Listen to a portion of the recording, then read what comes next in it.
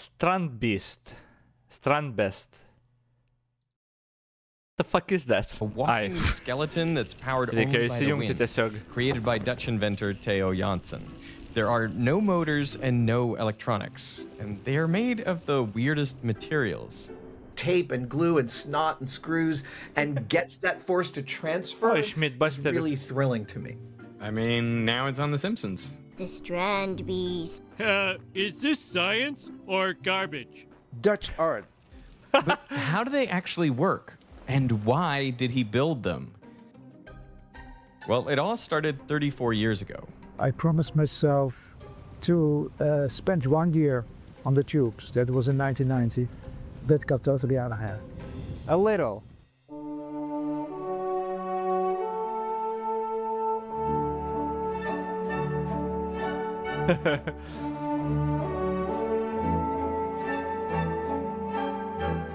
No, čia hobis.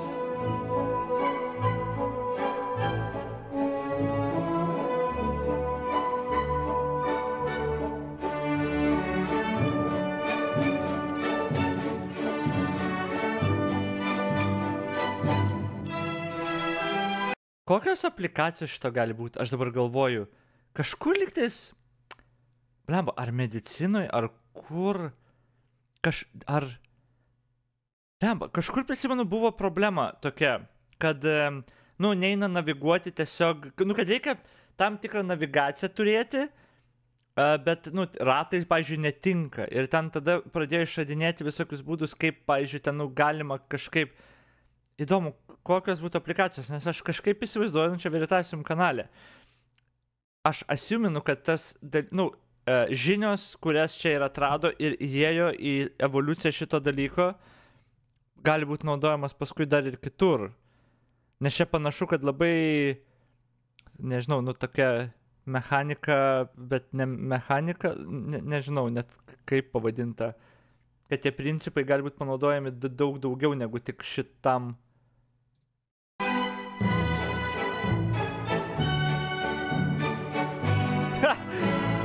Šitas gas fainas. Paništas. Šitą.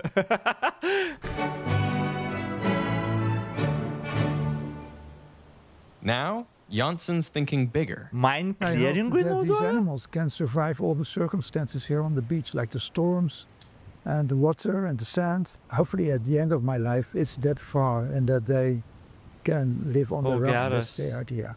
A new species on Earth. But to achieve this goal, the base had to overcome 6 major challenges. The first is that they had to support their own weight. In the beginning, I had lots of trouble with the connections, the joints. I used sellotape to connect them, and it all broke, you know. As a result, all the base could do was lie on its back and move its legs a little. Yeah, I can imagine the first thing I would do is stop using tape. Like, tape is not a long-term solution. Right. Yeah, no, it was very short-term. You can look at some of the pictures. It's just like, you see some tubes, but you mostly see tape everywhere trying to hold it together. And so he too realizes this very quickly. So the first fix to this challenge is like using zip ties. Much more elegant, much more clean, way stronger. Janssen restricted himself to only a few basic materials. Still, 5 more hurdles remain, the next of which was getting the base to walk smoothly.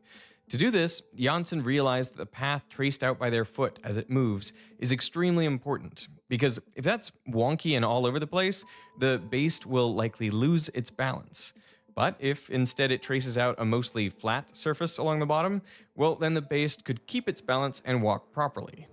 Now, you can get drastically different footpaths by changing the proportions of these tubes and where they're placed.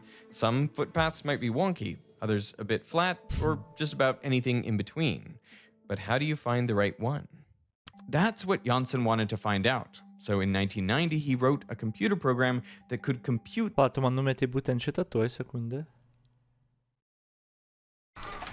It may look like a piece of conceptual art, but what these brothers are actually doing is testing their invention. This mine caphon is a gadget the Hassanis have developed to detonate the countless landmines that litter the native Afghanistan after decades of war.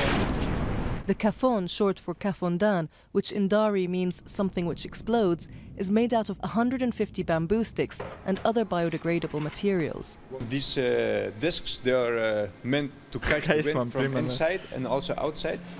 And it has also a bamboo pole. So I used here bamboo because it's very cheap and it's from the nature. So that's why it stays biodegradable. Each kafon costs only 40 euros to make, making it both cheap and ecological. It operates on wind power and is designed to be blown around, exploding anti-personnel mines as it rolls along the ground. Inside the steel ball, GPS technology plots its path to show on a computerized map exactly which areas have been made safe. The brothers' conflict-ridden childhood in Afghanistan was the inspiration behind their brainchild. We used to play really in between these explosives, and sometimes our toys, they got stuck in between, and even sometimes we play with the explosives. So it was a very dangerous environment.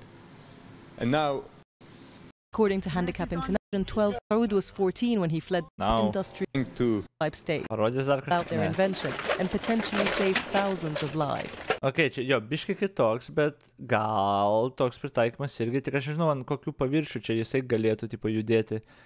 Nes ant tas apvalus panašu, kad daugiau paviršių gali naviguoti, tipo gal čia toks labiau gal specifinis ant, nu nėra amfibija kažkokia, kur ant bet kokio, nežinau iš tikrųjų bus panaudojama kažkur. For any given combination of proportions. Now, you might think, just have the computer go over trillions of possible options. Matai, sakai lygumos, bet tada, nu, apkasų belenkiek. Nu, ir tipo... And then pick the best one. But that doesn't work. Then my computer would be on for 100,000 years, yeah. So that's why... Gal robotikoj kokioj tie konceptai panaudojami? Nu, turbūt ir robotikoje, bet nebūtinai, kad nu čia išrado ir maždaug robotikoje bus panaudojama. Nesu tikras. Pažiūrim. Gal čia pasakysiu. Come there a lot faster. So, Janssen ran a simulation that started with 1,500 different combinations of proportions, resulting in 1,500 different footpaths. Now, none of these curves had a great flat surface at the bottom, but some were slightly more flat than others. Those combinations would then reproduce and multiply with slight changes into 1,500 new combinations. And this evolutionary process went on for months, day and night, until by the end of it, these 13 holy numbers came out. That's how he describes it. They describe the proportions and placements of all tubes so that when you put them all together and start rotating the crankshaft right here, they give you this footpath. This is the path that just about every Strandbeest has traced out for over 30 years. Žaidime lastojasis panaudotas gameplay. Koks čia gameplay? What's going on, guys? Welcome to Begin moving. Actually just joining the channel, and this is like the first time. In the sprint. Voila.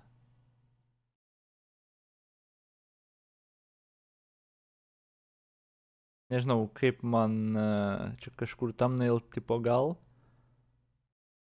Aš matau kažkokie vabalai tie tokie. Ar kas čia net neaišku. Traileris? Trailerį. Launch trailer gal.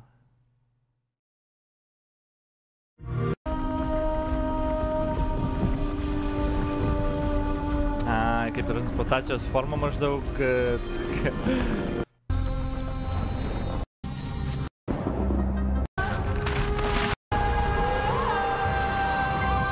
Ok, supratau.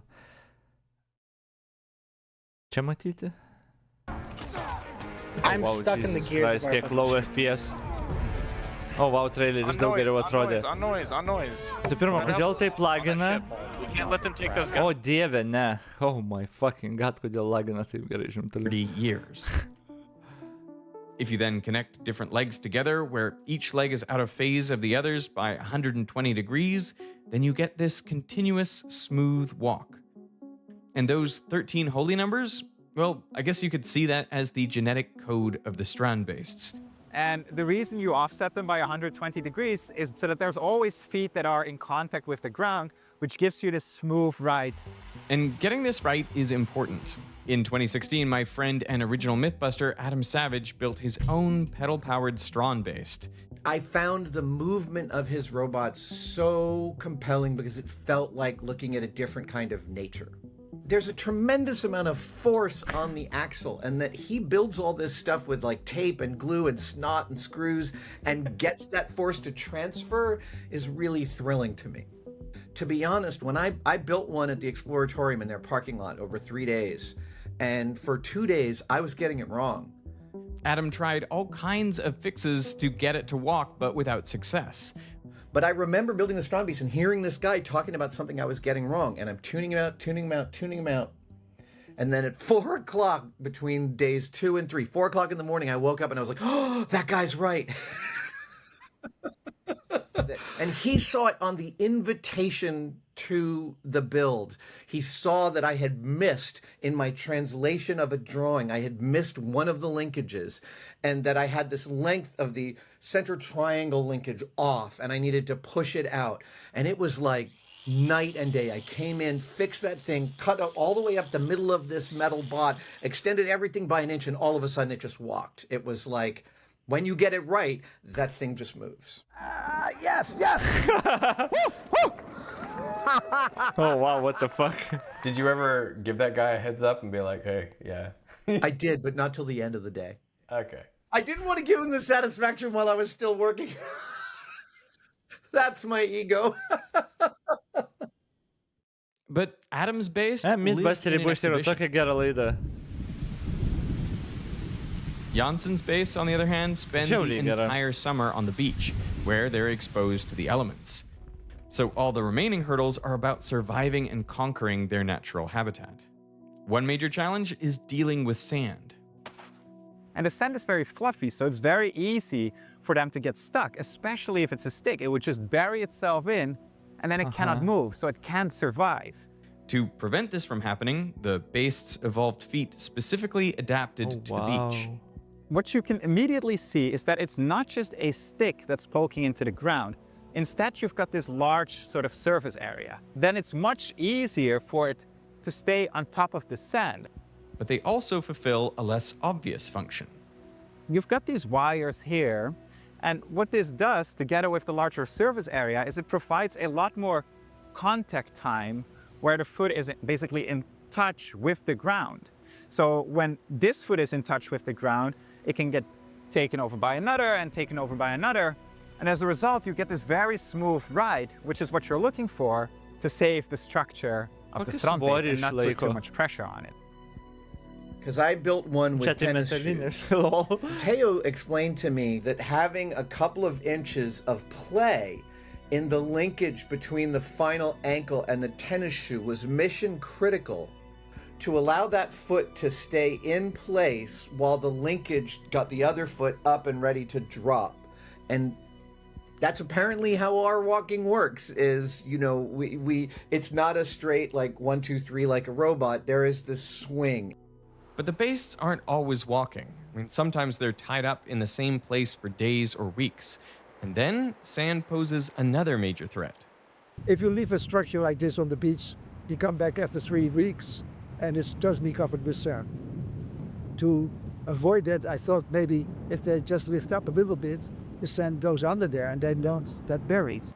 This is how flying Strandbeests evolved. But the Beasts also face more violent threats, like storms. So how can they increase their odds of survival during these times? Well, for regular animals, it's typically easier to survive harsh conditions by banding together. And the same holds true for Strandbeests.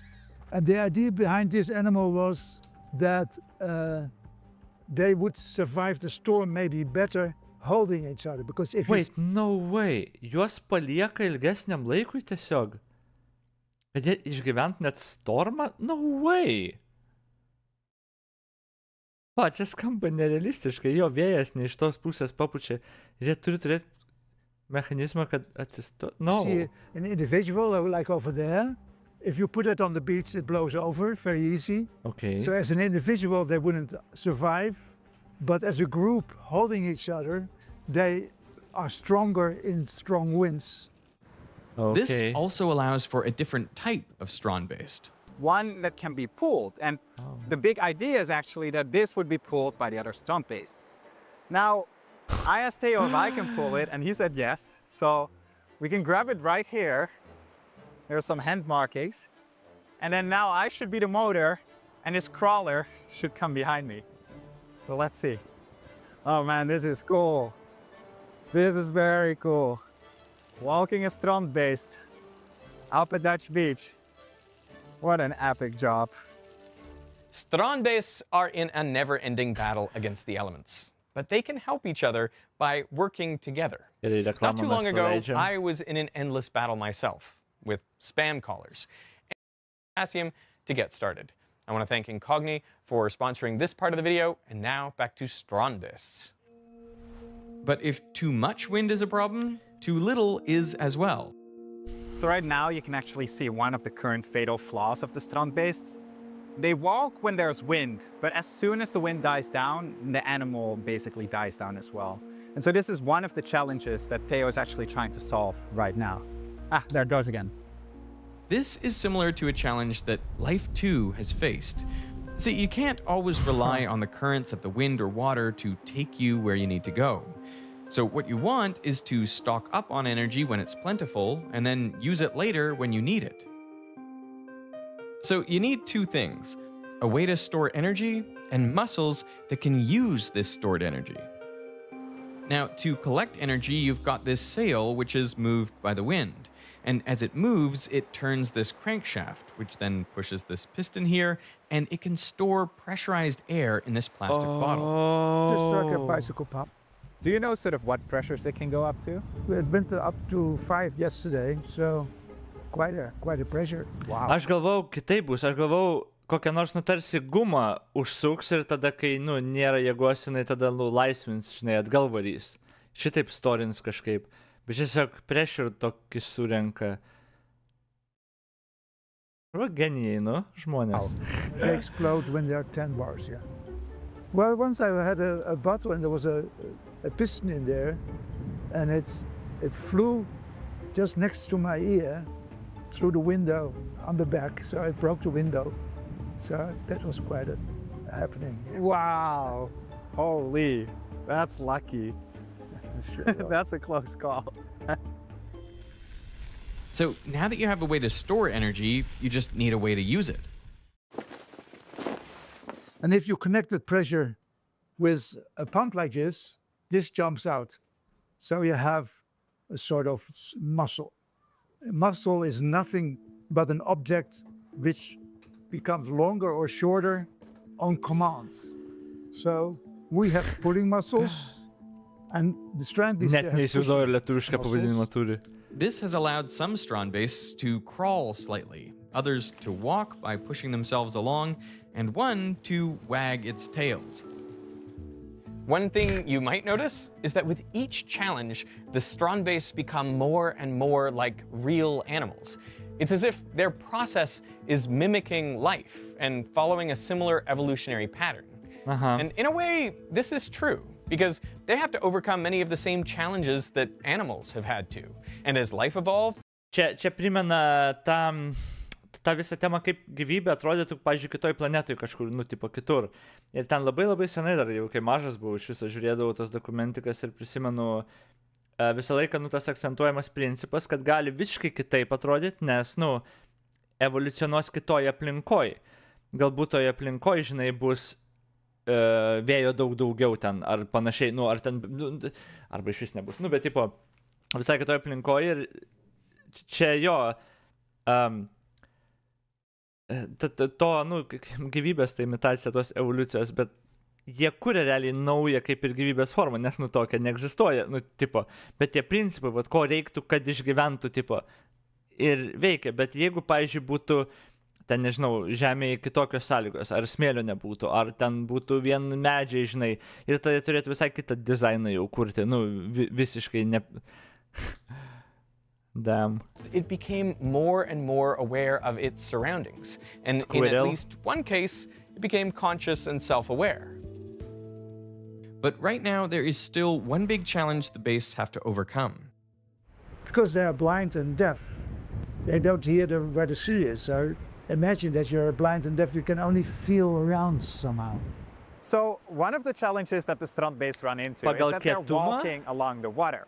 And if they accidentally go in the wrong direction, because they are being carried by the wind, then they could end up in the water, and that would be disastrous. So to fix that, Theo has been working on a system that can actually sense when it's touching the water, and then hopefully, with a connection of brain cells and muscles, it can then course correct to go away from the water back onto the beach.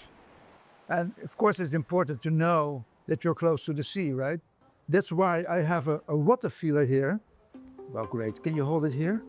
It goes over the... Toks proof of concept, kur įrodo taip, kad, nu, labai daug mūsų tų refleksų, instinktų ir ten panašiai, tiesiog mechanika yra. Nu, gali jokio gyvo nebūt nieko, tiesiog mechanika. Tipo, nu, kas yra gan įdomu. Ground about this height, and it sucks in air all the time. And as soon as it comes into the sea, it swallows the water and feels the resistance of the water. It still doesn't work. Well, I must regret. Oh, now it's working. So happy. But those senses are only useful if you can process those inputs, make a decision on what to do, and then issue that to your muscles. Like, when you walk into the water, you should be able to use your muscles to correct course. So what you need is a nervous system, a sort of brain, if you will. This is a nerve cell. If I take the top off, and if I blow air in here, the air goes in here and comes out of here. So this is a connection. But if I push in this piston here, it's blocked. So in fact, what you see here is only a crancher, only a valve. Open, close, right? Now I'm going to operate that crancher with air. So if I blow air in here, this closes and no air comes out of here. If you see this as the output and this is the input, the output is opposite. Čia kaip tranzistorius. Realiai beveik, jo, nu. In other words, you can switch zeros and ones just like in a computer. Yep.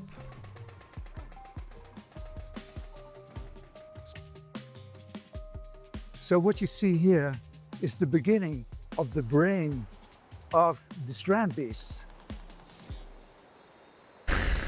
Do you have an idea how many brain cells you'd need to be able to make that work? So, do you have any idea how many brain cells you would need to vote for Žemaitaitis? The animal walks into the water and then is able to turn around.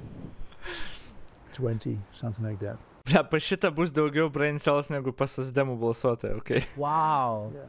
It's not very complicated. Yeah. The only thing is here on the beach, everything is complicated. Because sand creeps in everything, and so it's, yeah, it's not an easy thing, no. Over time, the beasts also slowly... Dabar dalykas yra tas, kad, nu, techniškai tu gal ir gali zondą kokį pasiūs, kad ir ten į kitą planetą kokią, kur maždaug, nu, kur galėtų autonomiškai ilgą laiką kažkaip bent jau išgyventi, ar nežinau net, nu, aišku, mes dabar turim viskam elektroniką ir panašiai, bet būna gal vietų, kur elektronika ten, nežinau, for some reason tiesiog negali veikti ar dar kažką, bet galbūt gali veikti tada va tos, kur nėra elektronikos, o tiesiog va tokia mechanika, grinai. Nežinau, čia greičiausiai apie tas aplikacijas kitur nepasakos, bet man įdomu, kur gali pritaikyti visą tą, va, nu, procesą, ką išmoko labiau. Arba čia kaip tik priešingai, arba čia labiau visi tie procesai, kuriuos, nu, mes žinom iš, vat, kaip čia sako, revoliucijos ir gyvūnų ir visko tiesiog pritaikyti tokiam dalykui, nežinau. Degrade. They lose their color and parts might break off. On the scale of the global microplastic pollution problem, this effect is small, but it's certainly not helping. Fortunately, though, almost all parts of the Strandbeest are reused, sold as fossils, or they end up in the graveyard. It's crazy to think that all of this has been made possible by the obsession of one guy, tinkering away year after year. But why did he do it? during the late 1980s, it was becoming clear that rising levels of carbon dioxide... Ar tas lėktuvas šypsojosi mums? Nedaug dieve pamatysi dangoraižį kokį nors. Okay, during the late 1980s, it was becoming clear that rising levels of carbon dioxide would warm the planet, and therefore sea levels would rise by as much. Ne, niekam nerūpi. Niekam nerūpi. Dabar jau literaliai niekam neberūpi. Deksim ir visiems pochui tiesiog. As 2.2 meters by 2100.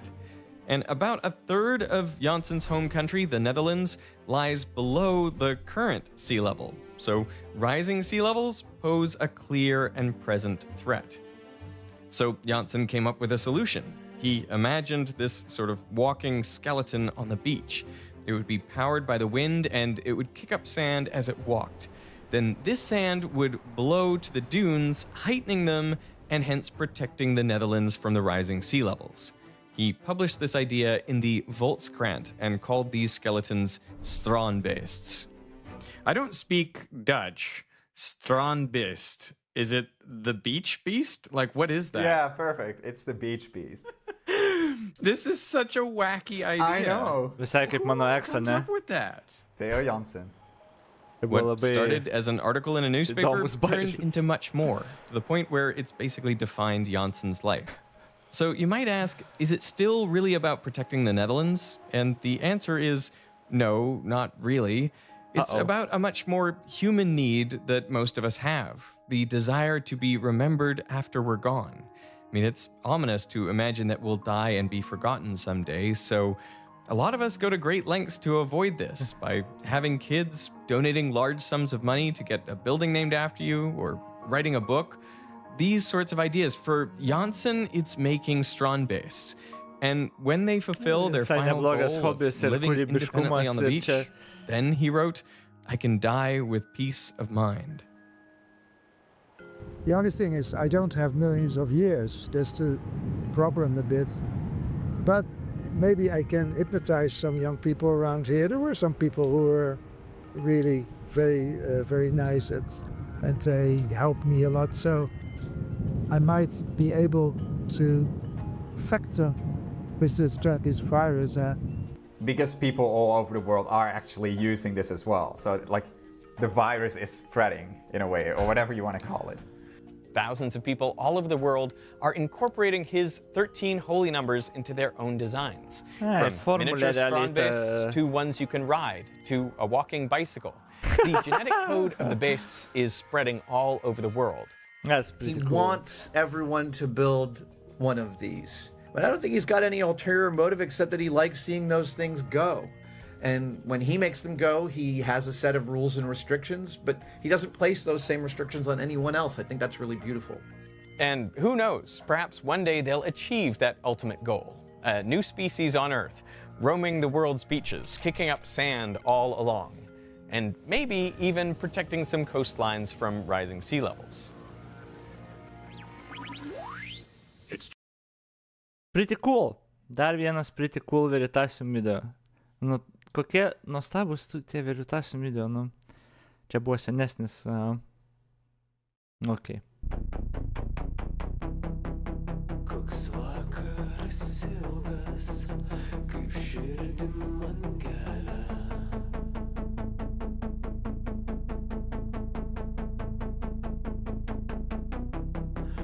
Nuskink man jazminą.